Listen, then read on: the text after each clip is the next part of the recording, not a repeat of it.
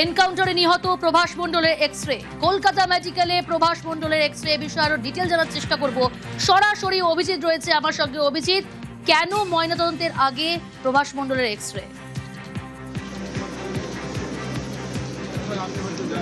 প্রিয়াঙ্কা, ময়নাতদন্ত বা পোস্টমর্টমের আগে এই এক্সরে করা হচ্ছে এই কারণেই যাতে গুলি কোথায় লেগেছে, আদৌ ভেতরে কোনো গুলি আছে কিনা সেটা দেখার জন্য এক্সরে করা হবে, এবং সেই গুলি কোথায় রয়েছে, শরীরের কোন কোন অংশে গুলি রয়েছে সেটাও দেখা হবে।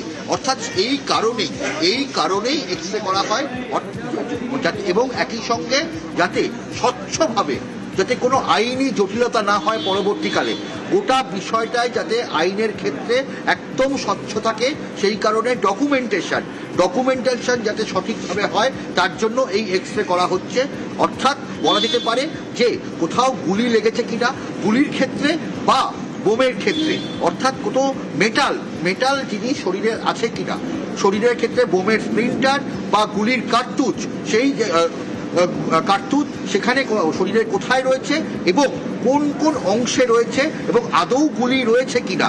কারণ যদি পরবর্তীকালে এখানে আইনি চ্যালেঞ্জ হয়, সেই আইনি চ্যালেঞ্জের ক্ষেত্রে বলা যেতে পারে যে কেউ যদি বলে যে বাইরে থেকে এটা ইমপ্ল্যান্ট করা হয়েছে, অর্থাৎ পরবর্তীকালে পোস্টমর্টমের সময় গুলি সেখানে ঢুকিয়ে দেওয়া হয়েছে, সেই যাতে কেউ চ্যালেঞ্জ না করতে পারে, সমস্ত রকমভাবে আইনগত দিক বজায় রেখে এই এক্সরে করা হচ্ছে। এটা একদম নজিরবিহীন। অর্থাৎ এক্সরে করে জানা যাবে বুলেটের অবস্থান, তদন্তের সঠিক ডকুমেন্টেশনের জন্যই এই এক্সরে করা হচ্ছে। কিন্তু অভিজিৎ, জানতে চাইবো তোমার কাছ থেকে, রাজ্যে এর আগে কখনো ময়নাতদন্তের আগে এক্সরে হয়েছে? ফরেনসিক বিশেষজ্ঞরা বলছেন, যারা পোস্টমর্টেম করেন রাজ্যের বিভিন্ন সরকারি হাসপাতালে, যারা পোস্টমর্টেম করেন তারা বলছেন নজিরবিহীন, ব্যতিক্রমী। রাজ্যের ইতিহাসে আজ অব্দি এইরকম ভাবে কোনোদিন পোস্টমর্টেমের আগে দেহের এক্সরে করা হয়েছে এরকম হয়নি। দেশের অন্য বেশ কয়েকটি রাজ্যে, পাঞ্জাব, হরিয়ানা, যেখানে মাঝে মাঝেই এনকাউন্টার হয়, পাঞ্জাব, হরিয়ানা, রাজস্থান সহ আরো বেশ কয়েকটি রাজ্যে এইরকম নজির রয়েছে।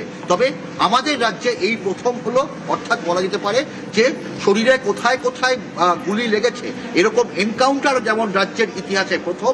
যে বারুইপুরে যে যৌন নির্যাতিতা এবং খুন হওয়া নাবালিকা, তার যে অভিযুক্ত, সেই অভিযুক্ত প্রভাস সর্দারের যে এনকাউন্টার করা হয়েছে, সেই এনকাউন্টারে কোথায় কোথায় গুলি রয়েছে, সেই গুলি প্রভাস সর্দারের গুলি প্রভাত মণ্ডলের কোথায় কোথায় গুলি রয়েছে প্রভাসের, সেইখানে সেটা দেখার জন্য এরকম নজিরবিহীনভাবে এই প্রথম এরকম ভাবে করা হচ্ছে।